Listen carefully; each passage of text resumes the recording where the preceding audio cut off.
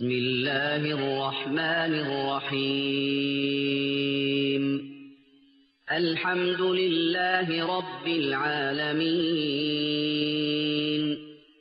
الرحمن الرحيم مالك يوم الدين إياك نعبد وإياك نستعين اهدنا الصراط المستقيم صراط الذين أنعمت عليهم غير المغضوب عليهم ولا الضالين.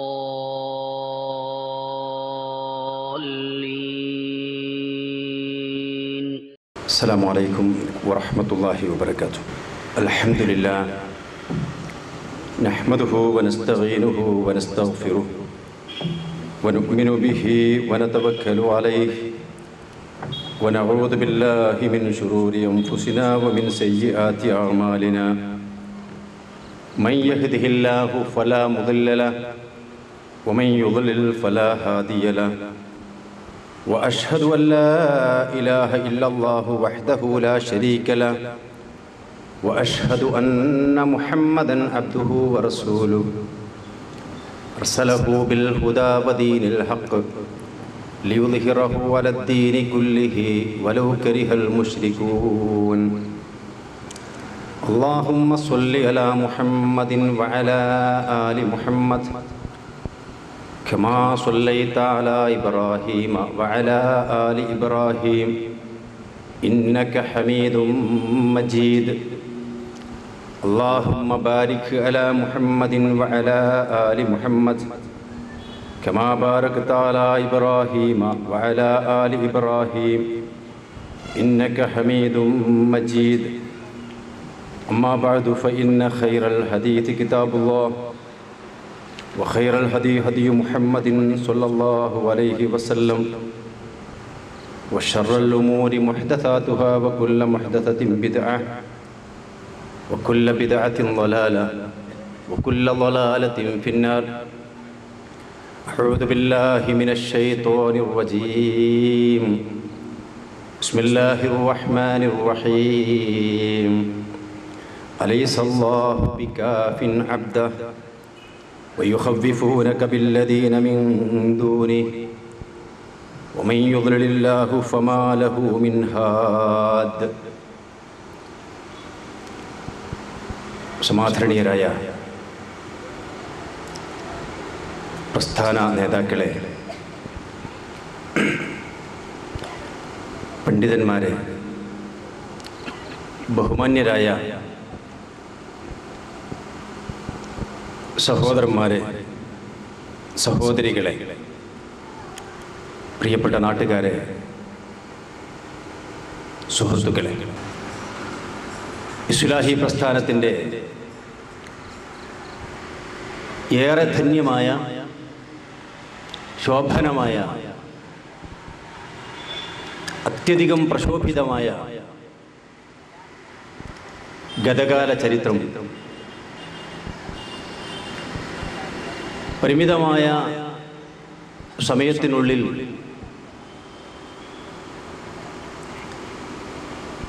അയവിറക്കാൻ പോലും സാധ്യമല്ലാത്ത ഒരവസ്ഥയിലാണ് നമ്മളുള്ളത്. ഗതകാല ചരിത്രത്തെ സംബന്ധിച്ച് അഭിമാനത്തോടുകൂടി ആവേശപൂർവം നാം ഓർമ്മിക്കുമ്പോൾ തന്നെ നാം ഓരോരുത്തരും ജീവനതുല്യം സ്നേഹിക്കുന്ന ഈ തൗഹീദി ആദർശ പ്രബോധന പ്രസ്ഥാനത്തിന് ഇടക്കാലത്ത് വന്നു ഭവിച്ചിട്ടുള്ള ഒരു ദുരന്ത വർത്തമാനത്തെക്കുറിച്ചുകൂടി ഈ സമയത്ത് നമുക്ക് വേദനയോടുകൂടി ഓർമ്മിക്കേണ്ടി വരികയാണ്. ഈ രണ്ടു തലങ്ങളിൽ നിന്നുകൊണ്ട് ഈ വിഷയത്തെ നോക്കിക്കാണുമ്പോൾ എൻ്റെ പ്രിയപ്പെട്ട സഹോദരി സഹോദരന്മാരോട് എനിക്കൊരുപാട് കാര്യങ്ങൾ പങ്കുവെക്കാനാകും. പക്ഷേ ഇസ്ലാഹി പ്രസ്ഥാനത്തിന് അതിൻ്റെ ആദ്യ നാളുകളിൽ തന്നെ വേരോട്ടമുണ്ടായിട്ടുള്ള നമ്മുടെ സംസ്ഥാനത്തെ അപൂർവം ചില പ്രദേശങ്ങളിൽ ഒന്നാണ് ഈ നന്മണ്ട എന്ന പ്രദേശം എന്ന് പ്രസ്ഥാനത്തിൻ്റെ ചരിത്രം വായിക്കുമ്പോൾ വായിച്ചെടുക്കാൻ സാധിച്ചിട്ടുണ്ട്. അതുകൊണ്ട് തന്നെ ഈ വിഷയം ചർച്ച ചെയ്യാനും ഇത് വിശദീകരിക്കാനും വളരെയേറെ എളുപ്പമാണ് ഈ വിനീതനെ സംബന്ധിച്ചിടത്തോളം അനുഭവപ്പെടുന്നത്. പ്രസ്ഥാനത്തിൻ്റെ പിന്നിട്ട ചരിത്രത്തെ സംബന്ധിച്ച് എന്നേക്കാളധികം അറിയുന്നവരാണ് ഈ നാട്ടിലുള്ള എൻ്റെ പ്രിയപ്പെട്ട ഉമ്മമാരും ഉപ്പമാരും ജ്യേഷ്ഠന്മാരുമൊക്കെ. പക്ഷേ എൻ്റെ പ്രിയപ്പെട്ട സഹോദരി സഹോദരന്മാരെ, നമ്മളാരും ഒരിക്കലും സ്വപ്നം കാണുക പോലും ചെയ്യാത്ത അത്യധികം ദയനീയമായ സങ്കടകരമായ ഒരു വേള ദുരന്തപൂർണമായ ഒരു സാഹചര്യത്തിലേക്ക് നമ്മുടെ ഈ ആദർശ പ്രസ്ഥാനത്തെ നമ്മുടെ ചില സഹോദരങ്ങൾ സ്വാർത്ഥ താൽപര്യ സംരക്ഷണത്തിൻ്റെ ഭാഗമായി എന്ന് വേണം പറയാൻ വലിച്ചടച്ച് കൊണ്ടുപോയിരിക്കുകയാണ്. ഈ ഒരു പശ്ചാത്തലത്തിൽ നിന്നുകൊണ്ടാണ് വേദനയോടുകൂടി ഞാൻ ചില കാര്യങ്ങൾ നിങ്ങളുമായി പങ്കുവെക്കുന്നത്. ഒരു പ്രൗഢമായ പ്രഭാഷണം നടത്തുക എന്നതല്ല എൻ്റെ ഈ സംസാരം കൊണ്ട് ഞാൻ ഉദ്ദേശിക്കുന്നത്. അത്തരമൊരു പ്രൗഢഗംഭീരമായ പ്രഭാഷണം എനിക്ക് മുമ്പേ ഇവിടെ നടന്നു കഴിഞ്ഞിട്ടുമുണ്ട്. ഇനി നമുക്കാവശ്യം എന്താണ് നമ്മുടെ പ്രസ്ഥാനമെന്നും എന്തിനാണ് പ്രസ്ഥാനമെന്നും എന്തായിരിക്കണം പ്രസ്ഥാനമെന്നുമൊക്കെ ഒരുമിച്ചിരുന്ന് അല്പസമയം ആലോചിക്കുക എന്നതാണ്. നമുക്കറിയാവുന്നതുപോലെ ഒരു നൂറ്റാണ്ട് മുമ്പത്തെ കേരള മുസ്ലിങ്ങളുടെ അവസ്ഥയെ സംബന്ധിച്ചിടത്തോളം ഒരുപക്ഷെ ഈ കാലഘട്ടത്തിലെ ഒരാൾക്ക് ചിന്തിക്കാൻ പോലും പറ്റാത്ത, ആലോചിക്കാൻ പോലും കഴിയാത്ത അത്രയും ദയനീയമായ ഒരു സാഹചര്യമാണ് ഈ മലയാള മണ്ണിൽ കേരളക്കരയിൽ നിലനിന്നിരുന്നത്. അന്ധവിശ്വാസങ്ങളുടെ പടുകുഴിയിൽ അകപ്പെട്ടു പോയ ഒരു സമുദായമായിരുന്നു മുസ്ലിം സമുദായം. ഒരു മുസ്ലിം ഭൂരിപക്ഷ പ്രദേശം എന്ന നിലക്ക് കൂടിയാണ് ഞാൻ ഈ കാര്യങ്ങൾ പ്രത്യേകമായി പറയുന്നത്. മുജാഹിദ് പ്രസ്ഥാനം രംഗത്ത് വരുമ്പോൾ അതിൻ്റെ പ്രവർത്തനങ്ങളുമായി, പ്രബോധന പ്രവർത്തനങ്ങളുമായി അതിൻ്റെ നായകന്മാരും നേതാക്കന്മാരും രംഗത്ത് വരുമ്പോൾ കേരളത്തിലെ പൊതുസമൂഹം, മുസ്ലിങ്ങളല്ലാത്ത ആളുകൾ തന്നെ വളരെ താല്പര്യത്തോടു കൂടിയാണ് ഈ പ്രസ്ഥാനത്തിൻ്റെ പ്രവർത്തനങ്ങളെ, പ്രസ്ഥാന നായകന്മാരെ നോക്കിക്കണ്ടത്. കാരണം മുസ്ലിം സമുദായത്തിൽ കേരളത്തിൽ അന്ന് വരെ കേൾക്കാത്ത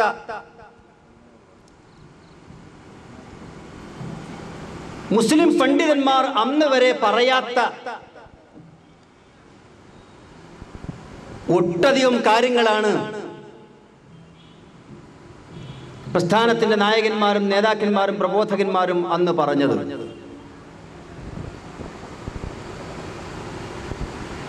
അതിലേറ്റവും പ്രധാനമായിട്ടുള്ളത്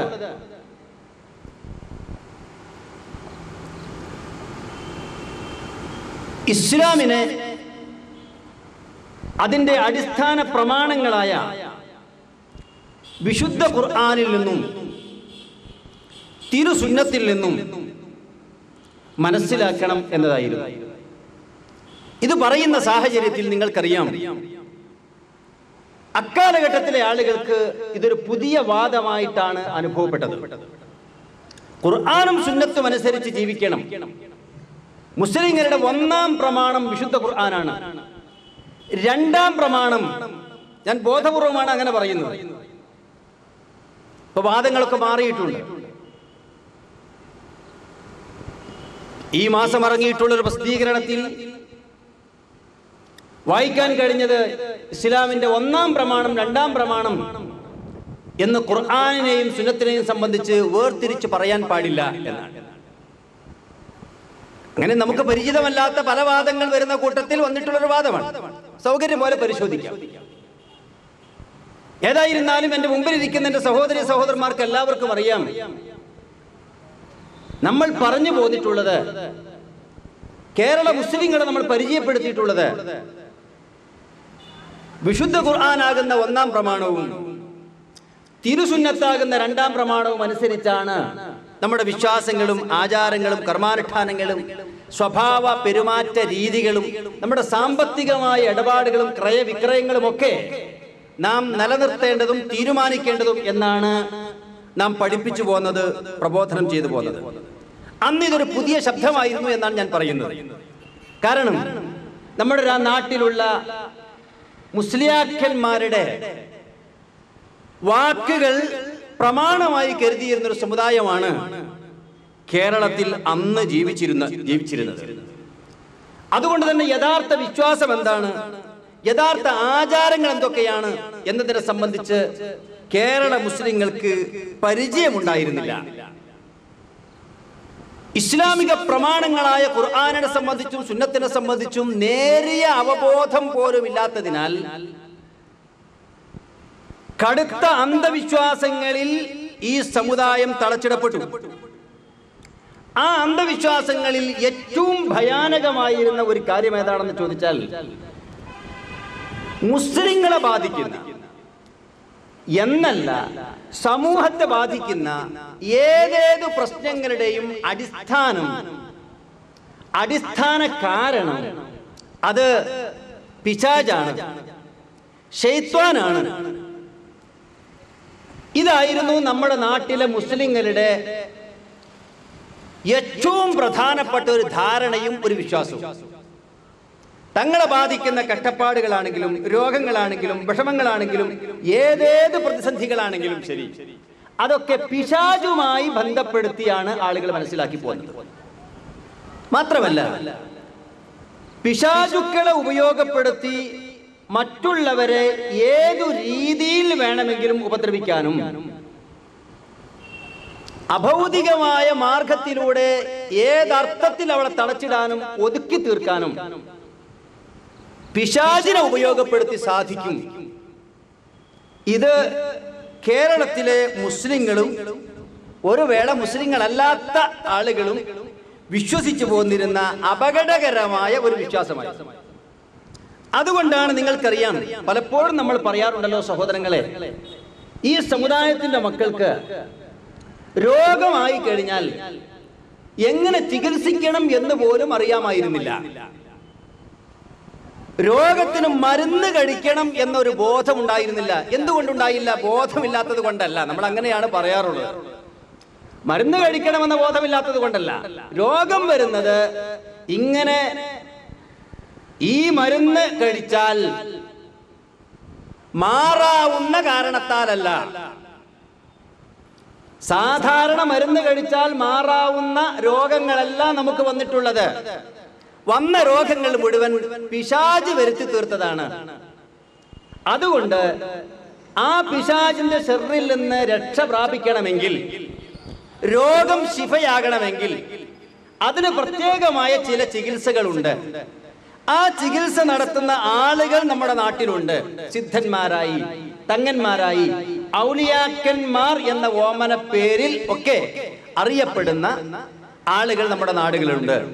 അതേപോലെ കണക്ക് നോട്ടക്കാരുണ്ട്, ജ്യോത്സ്യന്മാരുണ്ട്, അങ്ങനെ ജിന്ന് കൂടിയവരും കൂടാത്തവരുമായ ബീവിമാരുണ്ട്.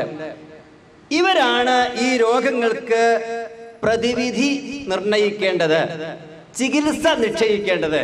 എല്ലാം അങ്ങനെയാണ്. എത്രത്തോളം നിങ്ങൾക്ക് ഓർമ്മയുണ്ടല്ലോ, ചരിത്രം പറയുമ്പോൾ ചിലത് കുറച്ചൊക്കെ പറയണമല്ലോ. ആ നിലക്ക് ഓർമ്മപ്പെടുത്തലിന് വേണ്ടി പറയുകയാണ്. നമ്മൾ എവിടെ നിന്നാണ് ഇത് തുടങ്ങിയത് എന്നും ഇപ്പോൾ എവിടെയാണ് എത്തി നിൽക്കുന്നത് എന്നും എൻ്റെ പ്രിയപ്പെട്ട സഹോദരി സഹോദരന്മാരെ വളരെ ഗൗരവത്തോടു കൂടി മനസ്സിലാക്കണമെന്ന നിലക്കാണ് ഞാൻ ഇത് പറയുന്നത്. ഞാൻ ആരെയും കുറ്റപ്പെടുത്താനില്ല. ഇതിന്റെ പേരിൽ നമ്മുടെ പഴയകാല സഹോദരന്മാരെ വിമർശിക്കാൻ ഞാനില്ല. ആരെയും അപഹസിക്കാനോ അപകീർത്തിപ്പെടുത്താനോ മാനം കെടുത്താനോ ഞാനില്ല. അതൊന്നും ഒരു ഇസ്ലാമിക പ്രബോധനത്തിന്റെ രീതിശാസ്ത്രമാണ് എന്ന് ഞാൻ വിശ്വസിക്കുന്നില്ല.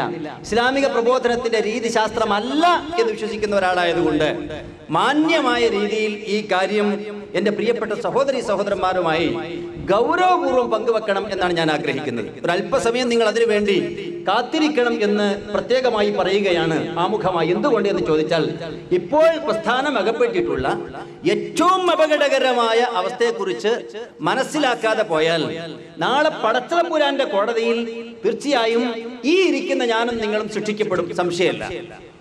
സംശയം വേണ്ട. അത് മനസ്സിലാക്കി ഇതിന് എന്താണ് പ്രതിവിധി എന്ന് കണ്ടെത്തുകയും ഇത്തരം അപകടകരമായ ധാരണകളിൽ അകപ്പെട്ടു പോയിട്ടുള്ള നമ്മുടെ സഹോദരങ്ങളെ, സഹോദരിമാരെ അടിയന്തരമായും അനിവാര്യമായും തിരിച്ചു കൊണ്ടുവരുന്നതിനെ കുറിച്ച് ഗൗരവപൂർണമായ ആലോചനകൾ നടത്തുകയും ചെയ്യുന്നതിന് വേണ്ടിയാണ് നമ്മൾ ഈ കാര്യങ്ങൾ പരാമർശിക്കുന്നത്. അതുകൊണ്ടാണ് നിങ്ങൾ ഒരല്പം, നമ്മളൊന്നും ജിഹാദ് എന്ന് പറയുന്ന സംഗതി ഒന്നും ഇപ്പൊ നടത്തുന്നില്ലല്ലോ. നമ്മളെ സംബന്ധിച്ചിടത്തോളം ഇതൊക്കെയാണ്, ഈ ദഅവത്താണ് ജിഹാദ്, ഈ കേൾക്കലും പറയലുമാണ് ജിഹാദ് എന്ന നിലക്ക് അല്പമൊക്കെ ഒന്ന് ഒരു നല്ല മനസ്സോടുകൂടി കേൾക്കാനും ഇരിക്കാനും തയ്യാറാകണമെന്ന് കൂട്ടത്തിൽ സൂചിപ്പിക്കുകയാണ് ഞാൻ പറഞ്ഞത്. എന്തും പിശാചുമായി ബന്ധപ്പെടുത്തിയ ആളുകൾ ചിന്തിച്ചത്. നമ്മുടെ സഹോദരിമാർക്ക് പ്രസവവേദന വന്നപ്പോ എന്താണ് അവർ ചെയ്തത്? കുറച്ച് മുമ്പത്തെ സ്ഥിതിയാണ് ഞാൻ ഈ പറയുന്നത്. എന്താ ചെയ്തത്? നന്മണ്ടക്കാർക്ക് ഒരു പക്ഷേ അത് അത്ര തന്നെ കൃത്യമായി ബോധ്യപ്പെടണം എന്നില്ല. വളരെ പ്രായം ചെന്ന ഉമ്മമാർക്കൊക്കെ അതിനെപ്പറ്റി ധാരണയുണ്ടാകാൻ ഇടയുള്ളൂ. നമ്മുടെ ചെറുപ്പക്കാരികളായ സഹോദരിമാർക്ക് അതേക്കുറിച്ച് അത്ര തന്നെ ധാരണ ഉണ്ടാകണമെന്നില്ല, പ്രത്യേകിച്ച് നന്മണ്ട പോലുള്ള പ്രദേശത്ത് ജനിച്ചു വളർന്നിട്ടുള്ള ആളുകളെ സംബന്ധിച്ചിടത്തോളം. കേരളത്തിലെ മുസ്ലിം സഹോദരിമാർ അവർക്ക് പ്രസവവേദന വന്നപ്പോൾ പിഞ്ഞാണം എഴുതി കുടിക്കുകയായിരുന്നു. വെളുത്ത പിഞ്ഞാണത്തിൽ കറുത്ത മഷി കൊണ്ട്, അതിന് പ്രത്യേകമായ മരുന്ന് മഷിയുണ്ട്, മുളയുടെ കോല് കൊണ്ട്, മുളങ്കോൽ ചെത്തി കൂർപ്പിച്ചുണ്ടാക്കിയ ഒരു പേന കൊണ്ട് വിശുദ്ധ ഖുർആനിലെ അക്ഷരങ്ങൾ, ഒറ്റ അക്ഷരങ്ങൾ വേർപ്പെടുത്തി എഴുതി അത് കലക്കി കുടിച്ച് വയറ്റിലാക്കുകയായിരുന്നു ചെയ്തിരുന്നത്. അതായിരുന്നു പ്രസവ വേദന ലഘൂകരിക്കാനും അല്ലെങ്കിൽ വേദനയില്ലാതെ പ്രസവിക്കാനും ഒക്കെ നമ്മുടെ ആളുകൾ മാർഗമായി കണ്ടത്. എന്തായിരുന്നു ഇതിന്റെ അർത്ഥം? അത് ആ കാലഘട്ടത്തിലെ ഒരു ഖുർആൻ തെറാപ്പിയാണ്. അക്കാലഘട്ടത്തിലെ ഒരു ഖുർആൻ തെറാപ്പിയാണ്. അതിന്റെ ഒരു പുരോഗതി പ്രാപിച്ച തെറാപ്പികളാണ് ഇപ്പോൾ നമ്മുടെ ചില സഹോദരങ്ങൾ നടത്തുന്നത് എന്ന് മാത്രമേ ഉള്ളൂ. മാത്രമല്ല ഒരു വേള അറേബ്യൻ സമൂഹങ്ങളിലൊക്കെ കേരളത്തിൽ പണ്ട് നിലനിന്നിരുന്ന ഈ പിഞ്ഞാണം എഴുതി കുടിക്കുക എന്ന് പറയുന്ന പരിപാടി നിലനിൽക്കുന്നുണ്ട് എന്ന് മാത്രമല്ല, അതിന് പണ്ഡിതന്മാർ ഫത്വകളും കൊടുക്കുന്നുണ്ട്. ഏറെ താമസിയാതെ അത് നമ്മുടെ നാട്ടിലേക്ക് എത്തിച്ചേരുമെന്ന കാര്യത്തിൽ, അത് പ്രബോധന വിഷയമാകുമെന്ന കാര്യത്തിൽ നിങ്ങൾക്ക് സംശയം വേണ്ട. അതിനേക്കാൾ വലുതൊക്കെ വന്നു കഴിഞ്ഞിട്ടുണ്ട് എന്ന് ഇൻഷാ അല്ലാഹ് നമ്മൾ സൂചിപ്പിക്കാൻ വേണ്ടി പോവുകയാണ്. ഞാൻ പറഞ്ഞത്, ഇങ്ങനെ പ്രസവ വേദനയ്ക്ക് നഫീസത്തുമാല പാരായണം ചെയ്യുകയും പിഞ്ഞാണം എഴുതി കുടിക്കുകയും ചെയ്യുക എന്നത് ഈ സമുദായത്തിന്റെ വിശ്വാസത്തിന്റെ ഭാഗമായിരുന്നു. അതേപോലെ കണക്ക് നോട്ടക്കാരുടെയും കോമരത്തിന്റെയും അടുക്കൽ പോയി സങ്കടം ബോധിപ്പിക്കുകയും അവർ പറയുന്നത് വിശ്വസിക്കുകയും അവർ നിർദ്ദേശിക്കുന്ന ചികിത്സാ വിധികൾ സ്വീകരിക്കുകയും അതിന്റെ അടിസ്ഥാനത്തിൽ മുന്നോട്ട് പോവുകയും ചെയ്യുകയായിരുന്നു മുസ്ലിങ്ങൾ ചെയ്തിരുന്നത്. മുസ്ലിങ്ങളല്ലാത്ത ആളുകളും അങ്ങനെ ചെയ്തു വന്നിരുന്നു. എന്താണ് ഒരു കോമരത്തിന്റെ അടുക്കൽ പോയാൽ, വെളിച്ചപ്പാടിന്റെ അടുക്കൽ പോയാൽ അവർ എന്താണ് നിർദ്ദേശിക്കുന്നത്? നമുക്കറിയാം, ജപം നിർദ്ദേശിക്കും, ഹോമം നിർദ്ദേശിക്കും, അല്ലേ? ഒഴിച്ചിലും കെട്ടിത്തൂക്കലും കുഴിച്ചിടലും മാന്തലും അങ്ങനെ വെള്ളത്തിലൊടുക്കലും അങ്ങനെ പലജാതി പരിപാടികൾ നിർദ്ദേശിക്കും. എന്താ കാര്യം? ഇതെന്തിനാണ്? പിശാച് ബാധ ഒഴിപ്പിക്കാനാണ്. പിശാച് ബാധ ഒഴിപ്പിക്കാനാണ്. ആ പിശാച് ബാധ ആണ് ഈ പ്രശ്നങ്ങൾക്കൊക്കെ കാരണമെന്ന് ഈ കോമരവും വെളിച്ചപ്പാടും സിദ്ധനും തങ്ങളും ഒക്കെ തിരിച്ചറിഞ്ഞതിന്റെ അടിസ്ഥാനത്തിലാണ് ആ ചികിത്സകൾ നിർദ്ദേശിക്കുന്നത്. അങ്ങനെ അവർ നിർദ്ദേശിക്കുന്ന ചികിത്സ ഹോമങ്ങളും മന്ത്രങ്ങളുമായിരിക്കും. അത് നമ്മുടെ ആളുകൾ നടത്തും. കേരളത്തിലുടനീളം കോളറയും വസൂരിയും പടർന്നു പിടിച്ചപ്പോ അതിന് പരിഹാരമായി അക്കാലഘട്ടത്തിലെ മുസ്ലിങ്ങൾ ചെയ്തത് കൂട്ടബാങ്ക് കൊടുക്കുകയായിരുന്നു. എന്തിനാ കൂട്ടബാങ്ക് കൊടുത്തത്? അന്നത്തെ ഒരു ചികിത്സയാണ്. കൂട്ടബാങ്ക് കൊടുക്കുകയാണ്. കൂട്ടബാങ്ക് കൊടുത്ത് ശൈത്താനെ ഓടിക്കാനാണ്. അപ്പോ കോളറ ഉണ്ടാക്കിയത് വസൂരി ഉണ്ടാകാനുള്ള കാരണം പിശാചാണ്. ആ പിശാചിനെ ആട്ടി ഓടിച്ചെങ്കിൽ മാത്രമേ കോളറയും വസൂരിയും സുഖപ്പെടുകയുള്ളൂ. അങ്ങനെ കുരിപ്പ് ചെകുത്താൻ തട്ട്, ഇങ്ങനെ കോളറക്കും വസൂരിക്കും ഒക്കെ ആ കാലഘട്ടത്തിലെ ആളുകൾ വിളിച്ചു വന്ന പേരുകളാണിത്. അതേപോലെ കന്നുകാലികൾക്ക് രോഗം വന്നപ്പോ നമ്മുടെ ആളുകൾ കാലി നേർച്ചയാണ് നടത്തിയത്. കാലി നേർച്ച നടത്തിയത് നിങ്ങൾ ആലോചിക്കണം. എന്തിനാ കാലി നേർച്ച നടത്തിയത്? കാലി നേർച്ച നടത്തിയത് കന്നുകാലികൾക്ക് രോഗം വരാനുള്ള കാരണം പിശാച് ബാധയാണ്. അതുകൊണ്ട് പ്രത്യേകമായ ഭക്ഷണ വിഭവങ്ങൾ തയ്യാറാക്കി ഒഴിഞ്ഞ ഒരിടത്ത് പോയിട്ട് ചില പ്രത്യേകമായ ദിക്റുകളും പാട്ടുകളും മൗലൂദുകളും ഒക്കെ പാരായണം ചെയ്താൽ പിശാചിനെ ഓടിക്കാൻ കഴിയും. ഇങ്ങനെ ഒരുപാട് മൂഢവിശ്വാസങ്ങൾ, ആ മൂഢവിശ്വാസങ്ങളിൽ അകപ്പെട്ട് കിടക്കുകയായിരുന്നു സമുദായം. എണ്ണിയാ തീരൂല. വെള്ളിക്കാലും വെള്ളിമൂക്കും. മന്മരുടെക്കാരോട് പറഞ്ഞാൽ ചിലപ്പോൾ നിങ്ങൾക്ക് ഒരു അത്ഭുതം തോന്നും, ചിലപ്പോൾ ചിരിക്കാൻ തോന്നും. കേരളത്തിലെ മുസ്ലിങ്ങളുടെ വിശ്വാസമായിരുന്നു സഹോദരങ്ങളെ ഇത്. നമ്മൾ അങ്ങോട്ടാണ് ഇപ്പോ തിരിച്ചുപോക്ക് നടത്തിക്കൊണ്ടിരിക്കുന്നത് എന്നാണ് ഞാൻ പറയുന്നത്. വെള്ളിക്കാലും വെള്ളിമൂക്കും എന്തിനാ ഉണ്ടാക്കിയത്? ഉറുക്കും ഐക്കല്ലും ഏരസും എന്തിനാണ് മുസ്ലിം സമുദായം കെട്ടി നടന്നത്? എന്തിനാണ്?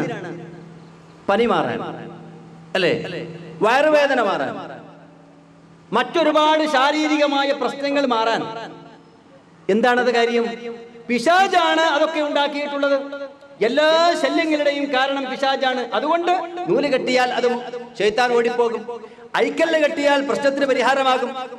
ഏലസ് കെട്ടിയാൽ ശൈത്താൻ പറവറക്കും. ആളുകൾ വിചാരിച്ചത് അങ്ങനെയാണ്. അങ്ങനെ മന്ത്രം, മാരണം, ജപം, ഹോമം, നൂല്, ചരട്, ഒഴിച്ചിലും കെട്ടിത്തൂക്കലും വെള്ളത്തിൽ ഒഴുക്കലും, അതേപോലെ നേരത്തെ ഞാൻ സൂചിപ്പിച്ചതുപോലെ പിഞ്ഞാണമെഴുത്ത്, സിഹിറും മറുസിഹിറും വ്യാപകമായി നടന്നിരുന്നു. സിഹിർ ചെയ്യാ, മറിച്ച് തിരിച്ചിങ്ങോട്ട് സിഹിർ ചെയ്യാ. എളാപ്പ മൂത്താപ്പ മക്കൾ തമ്മിൽ ആകെ കൂടി പ്രശ്നങ്ങൾ അല്ലേ? ഒരു വീട്ടിൽ തന്നെ ജേഷ്ഠാനുജന്മാരുടെ ഭാര്യമാർ പരസ്പരം പ്രശ്നങ്ങൾ. എന്താ കാര്യം? അവർ ഏതോ ഒരു തങ്ങളെടുത്ത് പോയിട്ടുണ്ട്, ഏതോ ഒരു സിദ്ധനെ സമീപിച്ചിട്ടുണ്ട്, ഏതോ ഒരു വെളിച്ചപ്പാട്ടിന്റെ അടുക്കൽ പോയിരുന്നു. എന്തിന്? തനിക്ക് സിഹിർ ചെയ്യാൻ, തനിക്ക് കൂടാത്രം ചെയ്യാൻ. ഈ ധാരണയുടെ ഫലമായി പരസ്പരം പിണക്കമുണ്ടായി, പ്രശ്നങ്ങളുണ്ടായി. ആകെ കൂടി കലുഷിതമായ ഒരു അന്തരീക്ഷമാണ് കേരളത്തിലുണ്ടായിരുന്നത്. ശൈത്താൻ കൂടലും ഇറക്കലും, ജിന്ന് കൂടലും ഇറക്കലും, അതേപോലെ കുടിയോത്ത്, കബറോത്ത്, ജാറം മൂടലും മുത്തലും, ഇങ്ങനെ ഒരുപാട് പരിപാടികൾ. അതേപോലെ ഒടിയൻ, ഗുളികൻ, തേരൻ, ചേക്കുട്ടിപ്പാപ്പ, പോക്കുട്ടി, കരിങ്കുട്ടി, കുഞ്ഞിരായും പാപ്പ, ബ്രഹ്മരക്ഷസ്, രക്തരക്ഷസ്. ഓർമ്മയുണ്ടോ ഇതൊക്കെ? അതൊക്കെ കേരള മുസ്ലിങ്ങൾക്കിടയിൽ വ്യാപകമായി ഉണ്ടായിരുന്ന സംഗതിയാണ്. റൂഹാനി കിളി, പല്ലി, കൂമൻ, അങ്ങനെ പോവുകയാണ്. പറഞ്ഞാൽ നീണ്ടുപോകും. ഇത് പിന്നിട്ടൊരു ചരിത്രമാണ്. മുസ്ലിം സമുദായത്തിന്റെ ചരിത്രവും ചിത്രവുമായിരുന്നു. ഈ ഒരവസ്ഥയിൽ നിന്ന് കേരള മുസ്ലിങ്ങളെ നമ്മൾ മാറ്റിയെടുത്തു. ആരാ മാറ്റിയെടുത്തത്?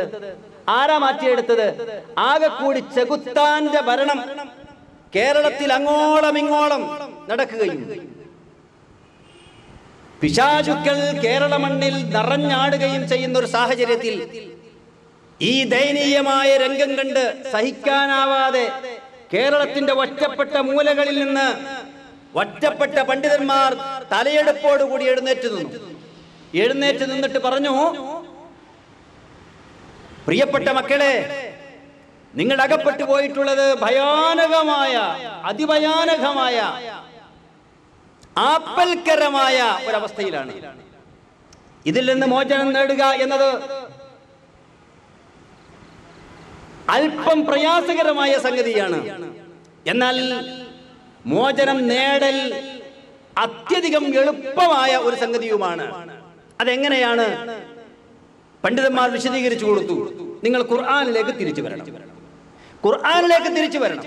ഖുർആനിലേക്ക് തിരിച്ചു വന്നാൽ, ഖുർആനിന്റെ അടിസ്ഥാനത്തിൽ വിശ്വാസം മാറ്റിയെടുത്താൽ നിങ്ങൾക്ക് ഈ പിശാച് ബാധയെ കുറിച്ചുള്ള തെറ്റായ വിശ്വാസങ്ങൾ അവസാനിക്കും. പിശാചുക്കളാണ് രോഗമുണ്ടാക്കുന്നത് എന്ന ധാരണ തിരുത്താൻ വേണ്ടി സാധിക്കും. ഖൈറും ഷർറുമായ മുഴുവൻ കാര്യങ്ങളും സൃഷ്ടികർത്താവായ പടച്ച തമ്പുരാനിൽ നിന്നാണ് ഉണ്ടാകുന്നത് എന്ന ഖുർആനിന്റെയും ഹദീസിന്റെയും മൗലികമായ അധ്യാപനത്തിലേക്ക് നിങ്ങൾ തിരിച്ചു പോയാൽ നിങ്ങൾക്ക് സമാധാനം കിട്ടും, സ്വസ്ഥമായി ജീവിക്കാൻ കഴിയും. ഇപ്പോ സിഹിറിന്റെ പേരിൽ, മറുസിഹിറിന്റെ പേരിൽ പിണങ്ങി നിൽക്കുന്ന, കുടുംബ വഴക്കിൽ അകപ്പെട്ടു പോയിട്ടുള്ള ആളുകൾക്ക് കുടുംബ പ്രശ്നങ്ങൾ പരിഹരിച്ച് ഐക്യത്തോടുകൂടി മുന്നോട്ട് പോകാൻ കഴിയും. എല്ലാം പടച്ചവനിലാണ് അർപ്പിക്കേണ്ടത്. ഇത് കേരള മണ്ണിൽ മുസ്ലിങ്ങളോട് ഉറക്കെ വിളിച്ചു പറഞ്ഞപ്പോ അതൊരു പുതിയ ശബ്ദമായിരുന്നു. അന്ന് വരെ ആരും അത് പറഞ്ഞിട്ടില്ല. എല്ലാവരും ഈ ചികിത്സകൾ നടത്തിക്കൊണ്ടിരിക്കുകയാണ്. നിരന്തരമായി നമ്മൾ ഖുർആൻ ക്ലാസ് നടത്തി. എന്റെ പ്രിയപ്പെട്ട സഹോദരങ്ങൾ മനസ്സിലാക്കണം, നല്ലപോലെ മനസ്സിലാക്കണം. നിരന്തരമായ ഖുർആൻ ക്ലാസുകൾ നടത്തി. ഖുർആനിന്റെ അടിസ്ഥാനത്തിൽ പ്രബോധന പ്രവർത്തനങ്ങൾ കേന്ദ്രീകരിച്ചു. എന്തിനായിരുന്നു അത്? ഈ വിശ്വാസം തൂത്തറിയാൻ, എന്നിട്ട് മനുഷ്യന്മാർക്ക് സമാധാനം കൊടുക്കാൻ. തൗഹീദി വിശ്വാസത്തിലേക്ക് തിരിച്ചു വന്നാൽ ഈ അപകടകരമായ വിശ്വാസത്തിൽ നിന്ന് നിങ്ങൾക്ക് രക്ഷ കിട്ടും. മാത്രമല്ല, സുസ്ഥിരമായ നിരന്തരമായ സമാധാനവും സ്വസ്ഥതയും നിങ്ങൾക്ക് ലഭിക്കും. അതിന് വിശുദ്ധ ഖുർആനിലെ ആയത്തുകൾ ഓതി കൊടുത്തു. ഖുൽ അഫറഅയ്തും മാ തദ്ഊന മിൻ ദൂനില്ലാഹ് ഇൻ അറാദനി അല്ലാഹു ബിദുർരിൻ ഹൽ ഹുന്ന കാശിഫാതു ദുർരി ഔ അറാദനി ബിറഹ്മ ഹൽ ഹുന്ന മുംസികാതു റഹ്മതി ഖുൽ ഹസ്ബിയല്ലാഹ് അലൈഹി യതവക്കലുൽ മുതവക്കിലൂൻ. വിശുദ്ധ ഖുർആനിലെ സൂറത്തുൽ സുമർ 38-ാമത്തെ വചനം. വല്ലാത്ത ഒരു സമാധാനം നൽകിയൊരു വചനമാണിത്. കേരള മുസ്ലിങ്ങൾക്ക് വല്ലാത്തൊരു സമാധാനം നൽകിയൊരു വചനമാണിത്. ഖുൽ അഫറഅയ്തും മാ തദ്ഊന മിൻ ദൂനില്ലാഹ്. അല്ലാഹുവിന് പുറമെ നിങ്ങൾ വിളിച്ചു പ്രാർത്ഥിച്ചു കൊണ്ടിരിക്കുന്ന ഒരുപാട് ശക്തികൾ ഇവിടെ ഉണ്ടല്ലോ. എവിടെയെല്ലാമോ ഒക്കെ പോയി നിങ്ങൾ തലകുത്തി മറിയുകയാണ്. പ്രാർത്ഥനകളും അർത്ഥനകളും നേർച്ചകളും വഴിപാടുകളും അർപ്പിക്കുകയാണ്. ഇതൊക്കെ നിങ്ങളുടെ വിശ്വാസ രംഗത്തെ വഴിപടവിന്റെ ഫലമായിട്ടാണ്. അങ്ങനെ നിങ്ങൾ ആരോടൊക്കെ വിളിച്ചു തേടുന്നുവോ അവരെപ്പറ്റി നിങ്ങൾ ചിന്തിച്ചു നോക്കിയിട്ടുണ്ടോ? ഇൻ അറാദനി അല്ലാഹു ബിദുർരിൻ, പടച്ച റബ്ബ് എനിക്ക് എന്തെങ്കിലും ഒരു ദോഷമുണ്ടാകണം എന്ന് ഉദ്ദേശിക്കുന്നുവെങ്കിൽ ഹൽ ഹുന്ന കാശിഫാതു ദുർരി, ആ പടച്ച റബ്ബ് എനിക്കുണ്ടാകണമെന്ന് വിചാരിച്ചിട്ടുള്ള ആ ദുർറിനെ, ആ കഷ്ടപ്പാടിനെ, ആ രോഗത്തെ, ആ വിഷമത്തെ നിങ്ങൾ വിളിച്ചു തേടുന്ന ഈ ശക്തികൾക്ക്, നിങ്ങൾ സമീപിക്കുന്ന ഈ ശക്തികൾക്ക് നീക്കം ചെയ്യാൻ കഴിയുമോ? മാറ്റി നിർത്താൻ കഴിയുമോ? ഔ അറാദനി ബിറഹ്മ, ആ പടച്ച തമ്പുരാൻ എനിക്ക് എന്തെങ്കിലും ഒരു കരുണ ചെയ്യണമെന്ന് ആഗ്രഹിക്കുന്നുവെങ്കിൽ,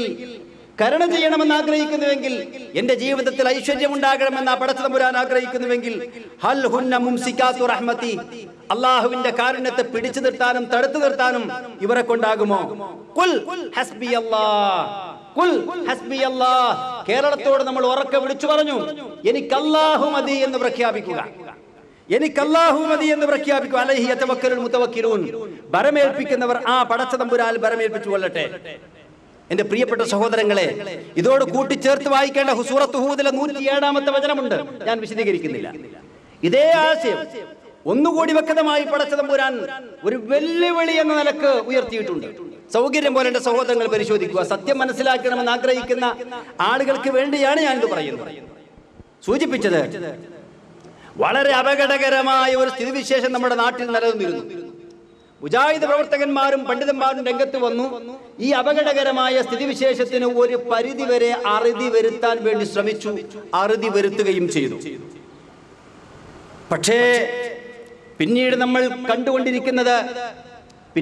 കണ്ടുകൊണ്ടിരുന്നത് യാഥാസ്ഥിതികരായ പണ്ഡിതന്മാർ സജീവമായി രംഗത്ത് വരികയും പ്രവർത്തനങ്ങൾ ശാസ്ത്രീയമായി ക്രമീകരിക്കുകയും ചെയ്യുകയും അതിന്റെ ഫലമായി യഥാർത്ഥമായ തൗഹീദി വിശ്വാസത്തിലേക്ക് നടന്നെടുത്തുകൊണ്ടിരുന്ന ആളുകളെ ഇത് പുത്തൻവാദമാണ് എന്ന് നാടു നീളെ പ്രസംഗിച്ച് നടന്ന് ഖുർആൻ എന്ന് പറയുന്നത് നമുക്കാർക്കും മനസ്സിലാക്കാൻ കഴിയാത്ത അള്ളാഹുവിന്റെ അജയ്യമായ ഒരു കലാമാണ്. അത് സാധാരണക്കാരായ നമുക്ക് മനസ്സിലാക്കാൻ കഴിയില്ല. പണ്ഡിതന്മാർക്ക് പോലും അത് കൃത്യമായി വ്യാഖ്യാനിക്കാൻ കഴിയില്ല എന്നെല്ലാം പറഞ്ഞ് ഖുർആനിൽ നിന്ന് ആളുകൾ അകറ്റുകയും അവരുടെ മൂഢമായ അന്ധവിശ്വാസങ്ങളിൽ തന്നെ അവരെ തളച്ചിടാൻ വേണ്ടി ശ്രമിക്കുകയും ചെയ്തു. അതാണ് പിന്നീട് കണ്ടത്. അതുകൊണ്ട് തന്നെ ജാഹിലിയ്യത്തിന്റെ തനിയാവർത്തനം കേരളത്തിൽ നിലനിന്നു. ജാഹിലിയ്യത്തിന്റെ തനിയാവർത്തനം കേരളത്തിൽ നിലനിന്നു. കണ്ണിൽ കണ്ടത് മുഴുവൻ ആരാധ്യ വസ്തുക്കളായി മാറി. ജാറങ്ങളും മക്ബറകളും ദർഗാ ശരീഫുകളും ഔലിയാക്കന്മാരും തങ്ങന്മാരും സിദ്ധന്മാരും മറ്റൊരുപാട് ശക്തികളും ഇവിടെ ആരാധിക്കപ്പെടുകയും പ്രാർത്ഥിക്കപ്പെടുകയും ചെയ്തു. ആ സമയത്താണ് ഈ മനുഷ്യന്മാരോട് നമ്മൾ ഓതിക്കൊടുത്തത് ഇൻ തദ്ഉഹും ലാ യസ്മഉ ദുആഅകും വലൗ സമിഉ മസ്തജാബു ലക്കും വയൗമൽ ഖിയാമത്തി യക്ഫുറൂന ബിശിർകിക്കും. നിങ്ങൾ അവരെ വിളിച്ചു തേടിയാൽ നിങ്ങളുടെ പ്രാർത്ഥന അവർ കേൾക്കൂല. നീ കേട്ടു എന്ന് സമ്മതിച്ചാൽ തന്നെ നിങ്ങളുടെ പ്രാർത്ഥനകൾക്ക് അവർ ഉത്തരം നൽകൂല. ഖിയാമത്ത് നാളിൽ നിങ്ങൾ ചെയ്യുന്ന ശിർക്കിനെ അവർ നിഷേധിച്ചു തള്ളും. ഖുർആൻ പറഞ്ഞതാ, ശുദ്ധ ഖുർആൻ പറഞ്ഞതാണ്. അല്ലാഹു അല്ലാത്ത ഒരു ശക്തിയെയും പ്രാർത്ഥിക്കരുത്, പ്രാർത്ഥിച്ചാൽ ഉത്തരം കിട്ടുകയില്ല. ഇത് പറയുമ്പോ മഹാനായ റസൂലുള്ളാഹി സ്വല്ലല്ലാഹു അലൈഹി വസല്ലം അറേബ്യൻ നാട്ടിൽ വെച്ച് ഈ ആയത്ത് ജനങ്ങളുടെ മുമ്പിൽ ഓതുമ്പോ അവിടെ മലക്കുകളോട് സഹായം തേടുന്ന ആളുകൾ ഉണ്ടായിരുന്നു. നല്ലപോലെ മനസ്സിലാക്കണം. തഫ്സീർ ഗ്രന്ഥങ്ങൾ കൃത്യമായി എഴുതിയിട്ടുണ്ട്. മലക്കുകളോട് സഹായം തേടുന്ന ആളുകൾ ഉണ്ടായിരുന്നു, ജിന്നുകളോട് സഹായം തേടുന്ന ആളുകൾ ഉണ്ടായിരുന്നു, ബിംബങ്ങളുടെ മുമ്പിൽ അർത്ഥനകൾ അർപ്പിക്കുന്ന ആളുകൾ ഉണ്ടായിരുന്നു, ഈസാ അലൈഹി സ്വലാത്തു വസ്സലാമിയോട് പ്രാർത്ഥിക്കുന്ന ആളുകൾ ഉണ്ടായിരുന്നു, ഉസൈർ അലൈഹി സ്വലാത്തു വസ്സലാമിയോട് പ്രാർത്ഥിക്കുന്ന ആളുകൾ ഉണ്ടായിരുന്നു. ഈ ആളുകളെയൊക്കെ മുന്നിൽ കണ്ടുകൊണ്ടാണ് അള്ളാഹുവിന്റെ റസൂൽ വിശുദ്ധ ഖുർആനിലെ ഈ ആയത്ത് ഓതി കൊടുത്തത്. കേരളത്തിലും ഇതേ സാഹചര്യം നിലനിന്നപ്പോഴാണ് ഈ ആയത്തുകൾ ഓതി നമ്മൾ ജനങ്ങളെ ഉത്ബോധിപ്പിച്ചത്. അതേപോലെ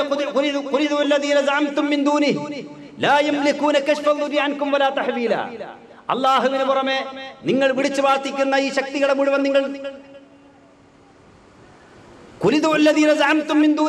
പടച്ചതമ്പുരാന് പുറമെ നിങ്ങൾ ജൽപ്പിച്ചുകൊണ്ടിരിക്കുന്ന ഈ ശക്തികളെ മുഴുവൻ നിങ്ങൾ വിളിച്ചു തേടിക്കോളൂ. നിങ്ങളിൽ നിന്ന് എന്തെങ്കിലും ഒരു വിഷമം നീക്കം ചെയ്യാൻ അവർക്കാർക്കും കഴിയില്ല. ഇതന്ന് ജിന്നുകളെ വിളിച്ചു പ്രാർത്ഥിക്കുന്ന ആളുകളോട് അള്ളാഹുവിന്റെ റസൂൽ ഓതിക്കൊടുത്തതാ. മലക്കുകളെ വിളിച്ചു പ്രാർത്ഥിക്കുന്ന ആളുകളോട് മഹാനായ പ്രവാചകർ ഓതിക്കൊടുത്തതാണ്. കേരള മുസ്ലിങ്ങളോടും കേരളത്തിലെ മുജാഹിദുകൾ ഇതേ സ്ഥിതിവിശേഷം ഇവിടെ നിലനിന്നപ്പോ ഓതിക്കൊടുത്ത ആയത്താണിത്. മറന്നുപോയിട്ടില്ല. ഈ ആയത്തിന്റെ വ്യാഖ്യാനത്തിൽ വളരെ കൃത്യമായി പറഞ്ഞിട്ടുണ്ട്. അവിടെ ജിന്നുകൾ ഉൾപ്പെടും, മലക്കുകൾ ഉൾപ്പെടും, വിഗ്രഹങ്ങൾ ഉൾപ്പെടും. വളരെ കൃത്യമാണ്. ആ വിശദീകരണങ്ങളൊക്കെ കേരളത്തിൽ ഉടനീളം ഒരു കാലഘട്ടത്തിൽ അലയടിച്ചിട്ടുണ്ട്. എങ്ങനെയാണ് നമ്മുടെ പഴയകാല സഹോദരന്മാർ ഇതൊക്കെ മറന്നുപോയത് എന്നത് വിസ്മയത്തോടുകൂടി അത്ഭുതത്തോടുകൂടി മാത്രം നമുക്ക് ഓർക്കാൻ കഴിയുന്ന ഒരു സംഗതിയാണ്. അത്യത്ഭുതകരമായ ഒരു സംഗതിയാണ്. അവിടെ നിന്ന് ഇങ്ങോട്ട് കടന്നു വന്നു. പിന്നീട് നമ്മൾ ആളുകളെ മനസ്സിലാക്കി കൊടുത്തത് തൗഹീദിൽ നിന്നുള്ള വ്യതിയാനത്തിന്റെ അടിസ്ഥാനപരമായ കാരണം അല്ലാഹു അല്ലാത്തവർക്കും ഗൈബ് അറിയും എന്ന വിശ്വാസമാണ്. അല്ലാഹു അല്ലാത്ത ആളുകൾക്ക് ഗൈബ് അറിയും എന്ന് വിശ്വസിച്ചു കഴിഞ്ഞാൽ തൗഹീദിൽ നിന്ന് സ്വാഭാവികമായും വ്യതിചലിച്ചു പോകും.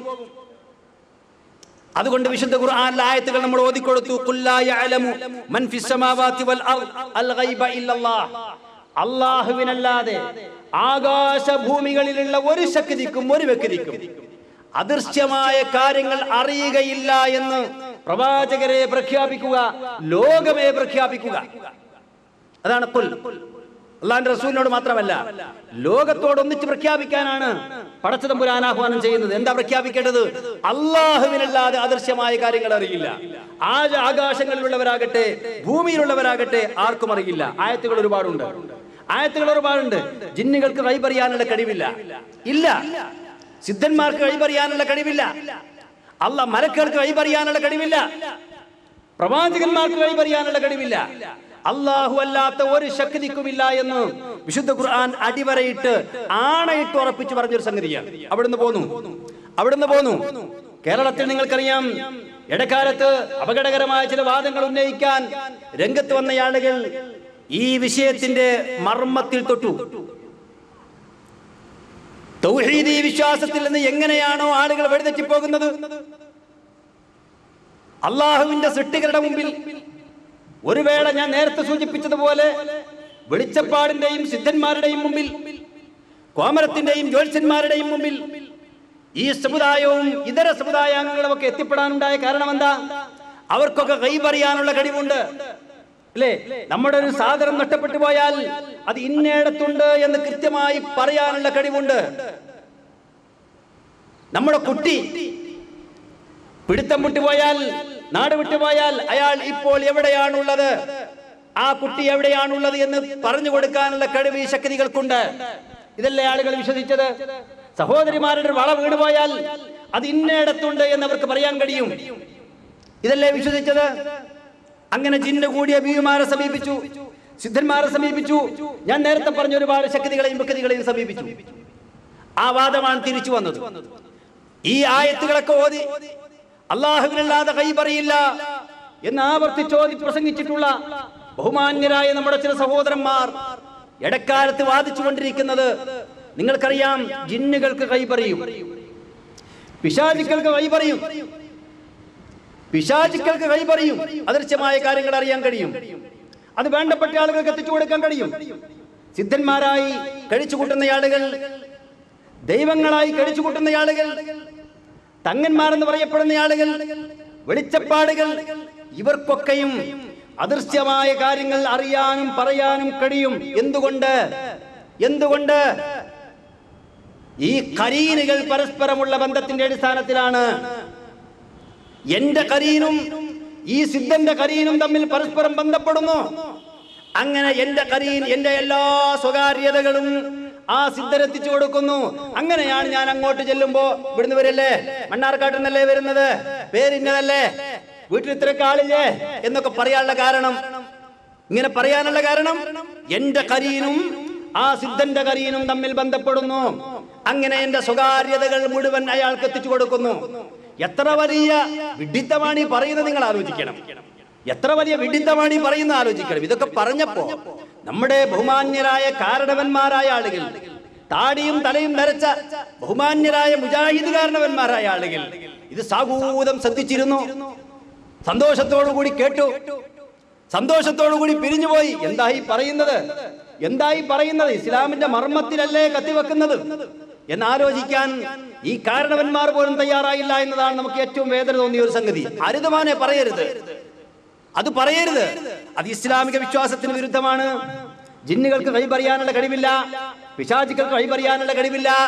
ഇത് കട്ടുകേൾക്കാനുള്ള അല്ലെങ്കിൽ ഈ സ്വകാര്യതകളൊക്കെ മറ്റ് ഈ സിദ്ധന്മാർക്കും തങ്ങന്മാർക്കും ഒക്കെ എത്തിച്ചു കൊടുക്കാനുള്ള കഴിവുണ്ടായിരുന്നെങ്കിൽ, ഇവിടുത്തെ വെളിച്ചപ്പാടുകൾക്ക് എത്തിച്ചു കൊടുക്കാനുള്ള കഴിവുണ്ടായിരുന്നെങ്കിൽ ഈ സാമൂഹികമായ സകലമാന ക്രമങ്ങളും താളം തെറ്റൂലേ? ഏത് കുടുംബത്തിലാ സ്വകാര്യത ഉണ്ടാകുക? ആർക്കാ സ്വസ്ഥമായിട്ടൊന്ന് കടന്നുറങ്ങാൻ പറ്റുക?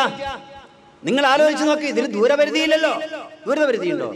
കരീനും തമ്മിൽ ബന്ധപ്പെടുന്നതിന് ദൂരപരിധിയുണ്ടോ? നിങ്ങൾ ആലോചിച്ച് നോക്ക്.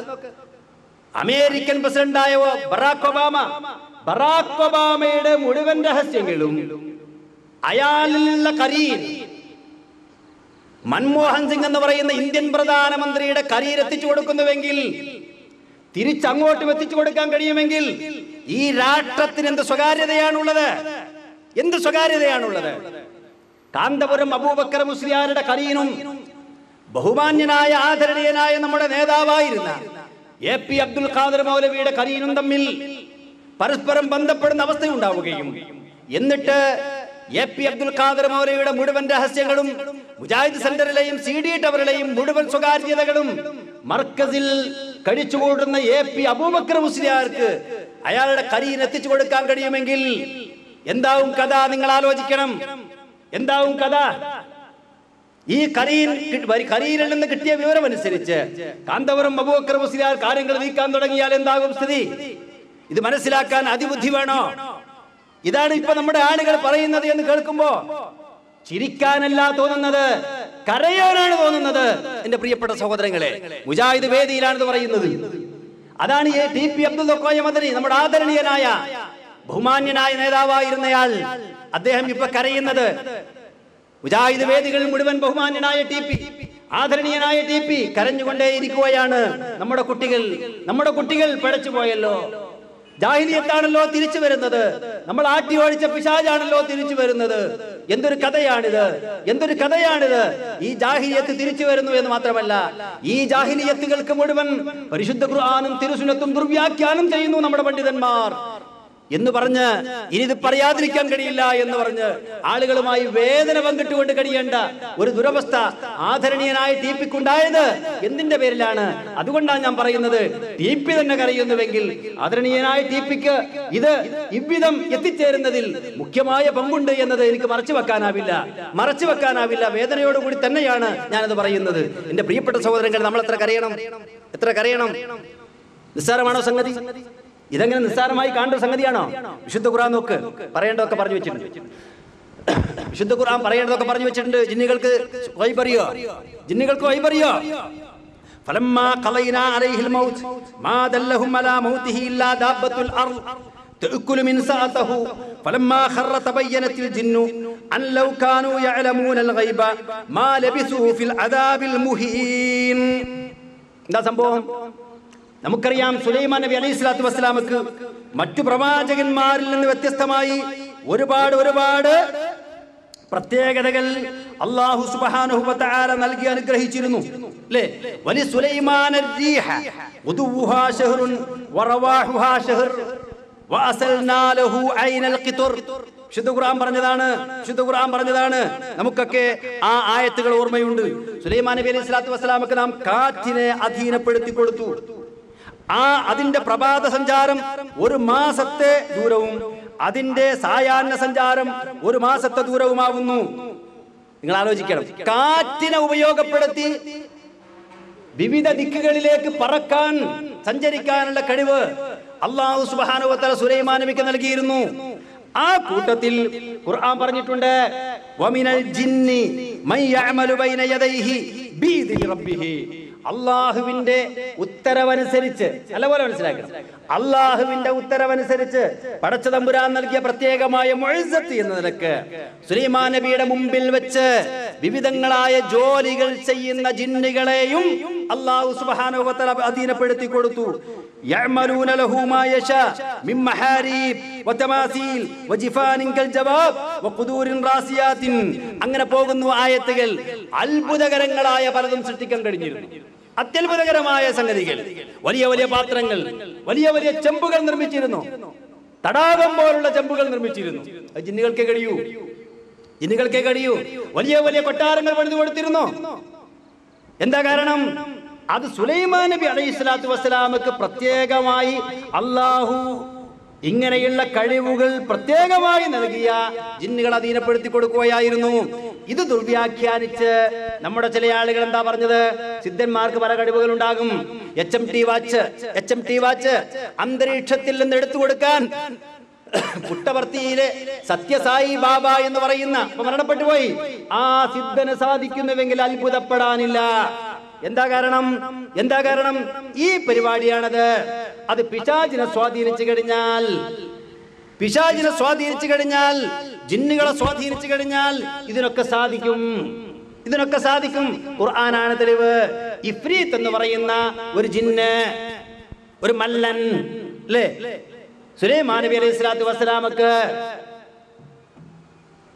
ബൽക്കീസ് രാജ്ഞിയുടെ കൊട്ടാരം, സിംഹാസനം നിമിഷമാത്രയിൽ എത്തിച്ചു കൊടുത്തില്ലേ? അപ്പൊ സാധിക്കും. പിശാച് വിചാരിച്ചാൽ സാധിക്കും, ശൈത്താൻ വിചാരിച്ചാൽ സാധിക്കും, ജിന്നുകൾ വിചാരിച്ചാൽ നടക്കും. ആയത്താണ്. ഇപ്പൊ ബഹുമാന്യനായ അബ്ദുറഹ്മാൻ സലഫി എന്ന് പറയുന്ന മറുപക്ഷത്തുള്ള നേതാവ്, പണ്ഡിതൻ AP അബ്ദുൽ ഖാദർ മൗലവി, അതേപോലെ TP അബ്ദുൽ കോയ മദനി, ഇവരൊക്കെ കൂട്ടത്തോടുകൂടി പറയുന്നു എന്ത്? മഹാന്മാരായ പ്രവാചകന്മാരുടെ മുഅ്ജിസത്തുകളെ പോലും നമ്മുടെ ആളുകൾ ആരാളുകൾ നമ്മുടെ ആളുകൾ എന്ന് അവർ പറയുമ്പോൾ അവരുടെ ആളുകൾ നിങ്ങൾക്ക് മനസ്സിലാകുന്നുണ്ടല്ലോ.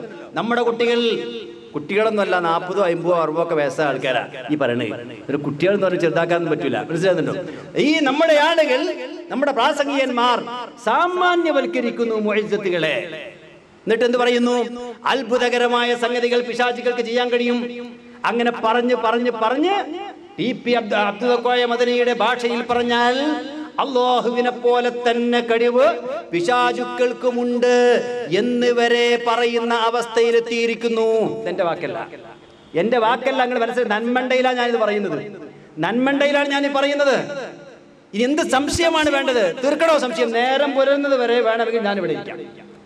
ശുദ്ധഗതിക്കാരായ ആളുകൾ, നിഷ്പക്ഷമതികളായ ആളുകൾക്ക് ഇസ്ലാഹി പ്രസ്ഥാനത്തിന്റെ ആശയാദർശം എന്താണ് എന്നും ഇപ്പോ അതിന് വന്നുപെട്ട ദുരന്തം എന്താണ് എന്നും ആ ദുരന്ത വർത്തമാനം CD ടവറിൽ നയിച്ചുകൊണ്ടിരിക്കുന്ന മുജാഹിദ് സെന്റർ നിയന്ത്രിച്ചുകൊണ്ടിരിക്കുന്ന ബഹുമാന്യരായ നേതാക്കൾ പറഞ്ഞുകൊണ്ടിരിക്കുന്നു എന്നതിനും കൃത്യമായ തെളിവുകൾ ബാഗിൽ വെച്ചുകൊണ്ടാണ് ഞാനിത് പറയുന്നത്. ഇത് വെറുതെ പറയുന്നതല്ല, വെറുതെ പറയുന്നതല്ല. എവിടെയായത്? അപ്പൊ ജിന്നുകൾക്ക് ഇങ്ങനെയുള്ള കഴിവുണ്ട്. ആ ജിന്നുകളെ പറ്റി പറയുന്നത് കേട്ടോളൂ. അതാ ഞാൻ പറഞ്ഞത്, ഇങ്ങനെ വിവിധങ്ങളായ കഴിവുകളുള്ള ജിന്നുകൾ സുലൈമാൻ നബിയോടൊപ്പം ഉണ്ടായിരുന്നു. അത്ഭുതങ്ങൾ കാണിക്കുന്ന ജിന്നുകൾ ഉണ്ടായിരുന്നു. ആ ജിന്നുകളെ പറ്റി പോലും പടച്ച തമ്പുരാൻ വിശുദ്ധ ഖുർആനിൽ സൂറത്തു സബ, അല്ലപോലെ മനസ്സിലാക്കണം, സൂറത്തു സബ 34-ാമത്തെ സൂറയിലെ 12, 13, 14 ആയത്തുകളിൽ കൃത്യമായി പറഞ്ഞത് ഈ കഴിവുകളെല്ലാം ഉള്ള ജിന്നുകൾക്കും ഗൈബിയായ കാര്യങ്ങൾ അറിയാനും പറയാനും കഴിയില്ല. അത് മർമ്മമാണ് സഹോദരങ്ങളെ, അത് മർമ്മമാണ്. ഈ ജിന്നുകൾക്ക് എന്തെല്ലാം കഴിവുകളോട് കൂടിയ ജിന്നുകൾ, ആ ജിന്നുകൾക്കും ഗൈബിയായ കാര്യങ്ങൾ അറിയാനും പറയാനും കഴിയില്ല. അതിന് ഖുർആൻ ആയത്ത് നോക്കിക്കോ, അവിടെ അതാണ് ആയത്ത് ഓതേണ്ടത്. ഫലമ്മാ ഖളൈനാ അലൈഹിൽ മൗത്ത്, സുലൈമാൻ നബി അലൈഹി സ്വലാത്തു വസ്സലാം ജിന്നുകളെ ഉപയോഗപ്പെടുത്തി അവരെ കൊണ്ട് ഇങ്ങനെ ജോലി ചെയ്യിപ്പിച്ചുകൊണ്ടിരിക്കുകയാണ്. ഇവർ മെനക്കെട്ട് ജോലി ചെയ്തുകൊണ്ടിരിക്കുന്നു. ഖുർആൻ പറഞ്ഞത് ആരും ഇവിടെ ജിന്നിനെ ബാക്ടീരിയ എന്ന് പറഞ്ഞിട്ടില്ല. ഖുർആൻ എന്താണോ ജിന്നിനെ പറ്റി പറഞ്ഞത് അതാണ് നമ്മുടെ വിശ്വാസം. ഇന്നും അതിനൊരു മാറ്റമില്ല. ശൈത്താൻ എന്ന് പറഞ്ഞാൽ എന്താണ്, അത് ഖുർആനും ഹദീസും എന്താണോ പറഞ്ഞത് അതാണ് നമ്മുടെ വിശ്വാസം. അതിന് മാറ്റമില്ല. അത് ബാക്ടീരിയയാണ്, അത് കൊതുകാണ് എന്നാരും പറഞ്ഞിട്ടില്ല.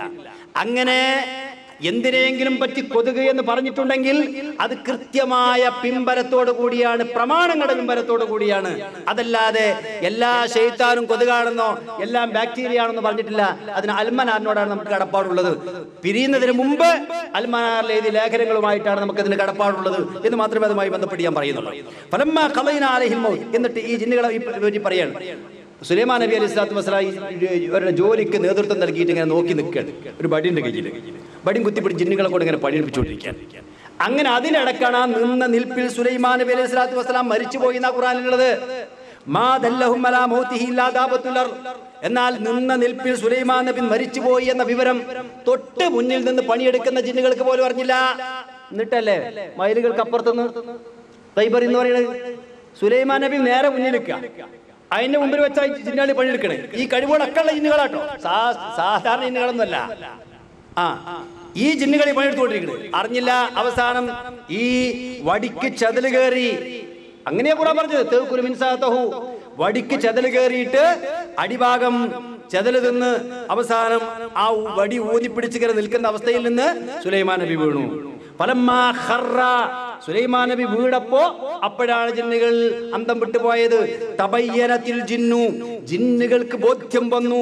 അല്ലൗ കാനൂ യഅലമൂനൽ ഗൈബ, തങ്ങൾക്ക് ഗൈബ് അറിഞ്ഞിരുന്നുവെങ്കിൽ, നോക്കണേ ആ പദപ്രയോഗം, ജിന്നുകളാ പറയുന്നത്. തങ്ങൾക്ക് ഗൈബ് അറിഞ്ഞിരുന്നുവെങ്കിൽ, അദൃശ്യമായ ജ്ഞാനം ഉണ്ടായിരുന്നെങ്കിൽ, മാ ലബിസൂ ഫിൽ അദാബിൽ മുഹീൻ, ഈ പ്രയാസകരമായ ജോലികൾ ചെയ്ത് നമ്മൾ പീഡിപ്പിക്കപ്പെടുമായിരുന്നില്ല, പ്രയാസം സഹിക്കേണ്ടി വരുമായിരുന്നില്ല. മൂപ്പർ മുതലാളി മരിച്ചുകടേ പിന്നെ ഇത്ര ഇടങ്ങാറായി പണിയെടുക്കണോ? മുതലാളി നോക്കിക്കണോണ്ടല്ലേ പണിയെടുക്കണേ, അധ്വാനിക്കണേ. ഗൈബ് അറിയില്ലല്ലോ, അറിഞ്ഞില്ലല്ലോ.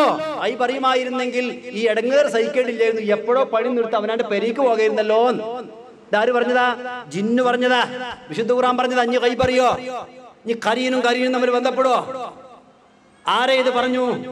എവിടുന്നാ ഇത് കിട്ടിയത്? ആരായി പറയുന്നതിന്റെ പ്രിയപ്പെട്ട സഹോദരങ്ങളെ തിരിച്ചറിയണം. ചില്ലറക്കാരൊന്നുമല്ല. ഏറെക്കാലം തൗഹീദ് പ്രബോധനം ചെയ്ത്, തൗഹീദ് വളച്ചുകെട്ടില്ലാതെ പ്രബോധനം ചെയ്ത് നടന്ന നമ്മുടെ ചില സഹോദരന്മാരാണ് ഇത് പറയുന്നത്. ഇപ്പൊ അവരെ തൃപ്തിപ്പെടുത്താൻ വേണ്ടി ഉത്തരവാദപ്പെട്ട നേതാക്കന്മാർക്കും ഇതൊക്കെ കുറച്ചൊക്കെ ഉണ്ട്, ചില കാര്യങ്ങളിലെങ്കിലും ഇത് സമ്മതിക്കേണ്ടി വന്നു. സിഹിറിന്റെ വിഷയത്തിൽ, പിശാച് ബാധയുടെ വിഷയത്തിൽ നിങ്ങൾ മനസ്സിലാക്കണം. കണ്ണേറിന്റെ വിഷയത്തിൽ എവിടെയാ നിൽക്കുന്നത്? കണ്ണേറ് തട്ടും. ഞാനിത് പറഞ്ഞ ഞങ്ങൾക്കാർക്ക് വിശ്വാസമാകും? വിശ്വസിക്കാൻ കഴിയോ? ഈ നാട്ടുകാരൊക്കെ കണ്ണേറ് നമുക്ക് തട്ടാൻ പുറപ്പെട്ടാൽ നമ്മുടെ കഥ എന്താകും? ആരുടെ കണ്ണാ തട്ട? ആരുടെ കണ്ണുകൾക്കൊക്കെയാണതുള്ളത്? ജാഫർ വാടിവനോട് പ്രസംഗിക്കാൻ പറ്റുമോ നിങ്ങളുടെ മുമ്പിൽ നിന്നിട്ട്? അത്ര ഉജ്ജ്വലമായ പ്രസംഗമാണ് അദ്ദേഹം നടത്തുന്നത്. ഏതെങ്കിലും ഒരുത്തരെ കണ്ണേറിട്ടിയാ പിന്നെ കഴിഞ്ഞില്ലേ കഥ? എല്ലാ പരിപാടികളും ക്യാൻസൽ ചെയ്യേണ്ടി വരില്ലേ? നാപ്പോരട്ടിയാൽ എന്ത് ചെയ്യും? എന്ത് ചെയ്യും? ഇപ്പൊ നമ്മുടെ ആളുകൾ പറയുന്നത് എന്താ അറിയോ? മഞ്ചേരി പട്ടണത്തിന്റെ ഹൃദയഭാഗത്ത് വെച്ച് ഉത്തരവാദപ്പെട്ട പണ്ഡിതന്മാർ പ്രസംഗിച്ച് ഞാൻ എന്റെ കാത് കൊണ്ട് കേട്ടതാ. പേരുകളൊന്നും പറയുന്നില്ല, കാരണം ആ പേരുകളൊന്നും പറയുന്ന ഒരു അർത്ഥമില്ല എന്നുള്ള നിലക്കാണ്. എന്തിനാ ഈ പറഞ്ഞ ഈ മനുഷ്യന്മാർക്ക് വെറുതെ പറഞ്ഞിട്ട് വെറുതെ അഡ്രസ് ഉണ്ടാക്കി കൊടുക്കുന്നത് എന്ന് പലപ്പോഴും തോന്നിപ്പോകാറുണ്ട്. മഹാനായ യാക്കൂബ് നബി അലൈഹി സ്വലാത്തു വസ്സലാമക്ക് പോലും കണ്ണേറിൽ വിശ്വാസം ഉണ്ടായിരുന്നു. അതുകൊണ്ടാണ് മക്കളെ പറഞ്ഞയച്ചപ്പോ നിങ്ങൾ എല്ലാവരും കൂടി മക്കളെ ഒരു വാതിലൂടെ കിടക്കരുത്, പല വാതിലൂടെ പോകണമെന്ന് പറയാനുള്ള കാരണം എന്താ? കണ്ണേറിട്ടു എന്നുള്ളത് കൊണ്ടാണ്. ആരായി പ്രസംഗിക്കുന്നത്? ഒരു കാലത്ത് ഇവിടുത്തെ യാഥാസ്ഥിക പണ്ഡിതന്മാർ പ്രസംഗിച്ചിരുന്ന യാഥാസ്ഥിക പണ്ഡിതന്മാർ കണ്ണേറ് തട്ടുമെന്നതിന് തെളിവുദ്ധരിച്ചാതാണ്. എനിക്ക് വിശദീകരിക്കാൻ സമയമല്ല. ഞാൻ പറഞ്ഞത് അതിനെപ്പറ്റി നിങ്ങൾ ടി.പി.യോട് ചോദിക്കണം, എ.പി. അബ്ദുൽ ഖാദർ പോലോട് ചോദിക്കണം. എന്തേ മൗനം ആചരിക്കുന്നത്? എന്തേ മിണ്ടാത്തത്? സിഹിർ ഫലിക്കുമോ? സിഹിർ ഫലിക്കുമോ? സിഹിർ എന്ന് പറയുന്നത് പിശാചിനെ ഉപയോഗപ്പെടുത്തി നടത്തുന്ന കൂടോത്രം, അതാണ് സിഹിർ. അത് ഈ സിഹിർ ഫലിക്കുമെന്ന് പറയുന്ന ആളുകളും അങ്ങനെ തന്നെയാണ് വിശദീകരിക്കുന്നത്. ഈ അടുത്തിറങ്ങിയ 2-3 ആഴ്ചകൾക്കുള്ളിലായിട്ട് 2-3 ആഴ്ചകൾക്ക് മുമ്പ് ഇറങ്ങിയ കേരള ജംഇയ്യത്തുൽ ഉലമ മറുപക്ഷം ഔദ്യോഗികമായി പുറത്തിറക്കിയ ജിന്ന് പിശാച് റുഖിയ ശർഇയ്യ എന്ന് പറയുന്ന ഗ്രന്ഥം അവർക്കിടയിൽ അഭിപ്രായ വ്യത്യാസങ്ങളിൽ ഒരു തീർപ്പ് കൽപ്പിക്കാനെന്നോണം ഒരു കോംപ്രമൈസിന്റെ ഭാഗമായി ഇറക്കിയതാ. ഇതില് പിശാച് ശാരീരികമായി തന്നെ ഉപദ്രവിക്കും എന്ന് എഴുതിയിട്ടുണ്ട്. സംശയമുള്ള ആളുകൾക്ക് വേണമെങ്കിൽ വായിക്കാം. സിഹിറിന് ഫലിക്കും, സിഹിറിന് യാഥാർത്ഥ്യമുണ്ട് എന്ന് എഴുതിയിട്ടുണ്ട്. അതിന് നേരെ വിരുദ്ധമായത് ശിർക്കാണ് ആ വിശ്വാസം എന്നും ഇതിലുണ്ട്. സമയമുണ്ടെങ്കിൽ ഞാൻ വായിച്ചു തരാം. എന്താ കാരണം? ഒരബദ്ധം എഴുന്നള്ളിച്ചാൽ ഖുർആനിനും തൗഹീദിനും വിരുദ്ധമായി ആരൊക്കെ ഏതെല്ലാം കാലത്ത് പറഞ്ഞിട്ടുണ്ടോ അത് പരസ്പരം കൂട്ടിമുട്ടിക്കാൻ കഴിഞ്ഞിട്ടില്ല. ആദ്യം പറഞ്ഞു അവസാനം പറഞ്ഞു വെക്കൂല. അത് അവിടുത്തെ യാഥാസ്ഥിക പണ്ഡിതന്മാർക്ക് മുഴുവൻ പറ്റിയത്. അതുകൊണ്ട് അങ്ങനെ മാറി മാറി പറയേണ്ടി വന്നത്. മുജാഹിദ് പ്രസ്ഥാനത്തിൽ എന്നെ മാറി പറയേണ്ടി വന്നു. എന്നെ മാറി നിങ്ങൾ ഏതെങ്കിലും കാലത്ത് കണ്ണുകെട്ടെന്ന് വിശ്വസിച്ചിട്ടില്ല? നിങ്ങൾ ഏതെങ്കിലും കാലത്ത് സിഹിർ വലിക്കുന്ന വിശ്വസിച്ചിട്ടുണ്ടോ? ജീവിക്കാൻ പറ്റുമോ ദുനിയാവിലെ? നസറുദ്ദീൻ ജൂഹ എന്ന് പറയുന്ന കോജ കഥകളുണ്ട്. നമുക്കൊക്കെ വായിക്കാൻ ചിലപ്പം കഴിയാറുണ്ട്. 10 റുപ്യ കൊടുത്താൽ കിട്ടും ആ ബുക്ക്. വായിച്ചു നോക്ക്. അതിൽ കോജ ഒരു കഥ പറയുന്നു. നസറുദ്ദീൻ ജൂഹയുടെ കുറെ നർമ്മ കഥകളുണ്ട്. അതിലൊരു കഥ എന്താണെന്നറിയുമോ? ഞാൻ മാതാപിതാക്കളുമായുള്ള വിഷയത്തിന്റെ ഒരു മുഖശ്രീയായി ഈ കഥ പറഞ്ഞു കൊള്ളട്ടെ. എന്നെ നിങ്ങൾ അനുവദിക്കുക. എന്താണെന്നറിയോ? അദ്ദേഹം ഒരു വീട്ടിൽ സെർവന്റായി നിൽക്കുക. അദ്ദേഹം വീട്ടിൽ സെർവന്റായി നിൽക്കുമ്പോ ആ വീട്ടിലെ യജമാനത്തി ഒരു ദിവസം വിളിച്ചിട്ട് പറഞ്ഞു, ജൂഹ, നിങ്ങൾ ഇന്ന് പട്ടണത്തിൽ പോകുമ്പോ ഒരു മരപ്പാട്ട, മരത്തിന്റെ ഒരു പാട്ട, ഭക്ഷണം കഴിക്കുന്ന പാട്ട, വെള്ളം കുടിക്കുന്ന ഒരു കോപ്പ, മരക്കോപ്പയും ഒരു മരപ്പാട്ടയും വാങ്ങിക്കൊണ്ടുവരണം. ജൂഹയാണല്ലോ, പെട്ടെന്നങ്ങ് വിടൂല. എന്തിനാ? നീ കണ്ടോ എന്റെ കിളവിയായ ഉമ്മയെ? അവിടെ പിടിച്ച് ഇവിടെ പിടിച്ച് എല്ലാം വൃത്തികേടാക്കി. ഇവിടെയുള്ള നല്ല പാത്രങ്ങളൊന്ന് വെച്ചു കൊടുത്താൽ അതിങ്ങനെ വൃത്തികേടായാൽ ദിവസവും അത് മാറ്റാൻ എനിക്ക് കഴിയില്ല. വിലപിടിപ്പുള്ള പാത്രങ്ങളാണ്. അതുകൊണ്ട് എന്നെ നൊന്ത് പ്രസവിച്ച വഹ്നൻ അലാ വഹ്നിൻ, 2 വർഷം മുലകുടി തന്ന, എന്റെ പ്രയാസങ്ങളൊക്കെ സ്വന്തം പ്രയാസങ്ങളായി കണ്ട് എന്നെ പോറ്റി വലുതാക്കിയ എന്റെ ഉമ്മ, ആ ഉമ്മക്ക് വെള്ളം കൊടുക്കാനാണ് ഒരു മരക്കോപ്പ വേണം. ശരി, ഞാൻ വാങ്ങിക്കൊണ്ടുവരാം. ജൂഹയാണ്. എന്തെങ്കിലും ഒന്ന് കാണും. മൂപ്പരങ്ങാടിയിൽ പോയിട്ട് 2 സെറ്റ്, ഒരു സെറ്റ് വാങ്ങാനാ പറഞ്ഞു. ഉമ്മാക്ക് മാത്രമാണ്. 2 സെറ്റ് വാങ്ങി വന്നു. അപ്പൊ യജമാനത്തി ചോദിച്ചു, ഞാൻ ഒരു സെറ്റ് പാത്രം വാങ്ങാൻ പറഞ്ഞിട്ട് നീ എന്തിനാ വെറുതെ പണം ചെലവഴിക്കാൻ, വെറുതെ പണം കളയാൻ വേണ്ടിയിട്ട് എന്തിനാ 2 സെറ്റ് വാങ്ങിയത്? ജൂഹ ആ യജമാനത്തിയോട് ഒരൽപ്പം നർമ്മത്തിലും അതോടൊപ്പം ജീവിതത്തിന്റെ ഗന്ധവും അടങ്ങിയ ഒരു മറുപടി പറഞ്ഞു. ഇന്ന് ഈ മേനി കാണാൻ നല്ല സൗന്ദര്യമുണ്ട്. സൗന്ദര്യത്തിന്റെ പ്രതീകമാണ് യജമാനത്തി നിങ്ങൾ. പല്ലുകൾ ബലിഷ്ഠമാണ്, മേനി അഴകുള്ളതാണ്, മുടിയുടെ അഴക് നല്ല അഴകുള്ളതാണ്, മുഖകാന്തിയുള്ള മുഖമാണ്, എല്ലാം നല്ലതാണ്. പക്ഷേ കുറച്ചുകൂടി കഴിയുമ്പോൾ ഈ പല്ലുകൾ കൊഴിഞ്ഞു പോകും, ഈ ശരീരം ചുക്കിച്ചുളയും, ഈ എല്ലുകളൊക്കെ ബലഹീനമാകും. അന്ന് ഇത്ര ആരോഗ്യം ഉണ്ടാകില്ല. ഒരുപക്ഷെ നിങ്ങൾ വളർത്തുന്ന ഈ മക്കൾ അന്ന് മരക്കോപ്പ തെരഞ്ഞ് ഒരുപക്ഷെ അവർക്ക് കിട്ടിയില്ല എന്ന് വരും. അതുകൊണ്ട് ഞാൻ നിങ്ങൾക്ക് കൂടി വേണ്ടി ഒരു സെറ്റ് അധികം വാങ്ങിയതാണ് എന്ന് നസറുദ്ദീൻ ജൂഹ തന്റെ യജമാനത്തിയോട് പറഞ്ഞു എന്നാണ് അദ്ദേഹത്തിന്റെ കഥയുടെ അവസാനം. പ്രിയപ്പെട്ടവരെ, ഇതാണ് നമ്മുടെ ജീവിതം. നമുക്ക് നാളെ വാർദ്ധക്യം നമുക്ക് കടന്നു വരുമ്പോ എന്റെ മകൻ എന്നോട് പറഞ്ഞില്ലല്ലോ റബ്ബേ എന്ന് തോന്നിപ്പോകുന്ന അവസ്ഥ ഹൃദയം പൊട്ടുന്ന വേദനയായിരിക്കും.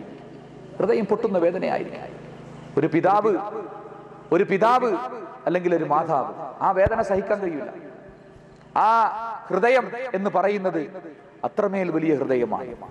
സ്വന്തം മകന് മരിക്കുകയാണെന്ന് കരുതിയിട്ട് വൈക്കം മുഹമ്മദ് ബഷീർ തന്നെയാണെന്ന് എനിക്ക് തോന്നുന്നത്. അദ്ദേഹം സ്വന്തം മകൻ അനീസ് എന്ന് പറയുന്ന മകൻ, ആ മകനെ ചെറുപ്പത്തിൽ മരിക്കും ഉറപ്പാണ്, എന്തോ അപസ്മാരം പോലെയുള്ള എന്തോ ഒരു അസുഖം വന്നിട്ട് ബോധരഹിതയായി പനി പിടിച്ചിട്ട് ഈ മകനെയും എടുത്തിട്ട് അദ്ദേഹം ആശുപത്രിയിലേക്ക് ഓടുന്ന രംഗം. ഈ മകൻ മരിച്ചോ അല്ലെങ്കിൽ ജീവിച്ചിരിപ്പുണ്ടോ എന്നറിയാതെ അദ്ദേഹം ആകെ ആകുലതയോടുകൂടി മകനെ വാരിപ്പുണർന്ന് പോകുന്ന സമയം വൈക്കം മുഹമ്മദ് ബഷീർ അദ്ദേഹത്തിന്റെ സാഹിത്യത്തിൽ എഴുതി വെച്ചിട്ടുണ്ട്, എന്റെ ജീവിതത്തിലെ അനർഘമായ നിമിഷങ്ങളിൽ ഒന്നാണ്.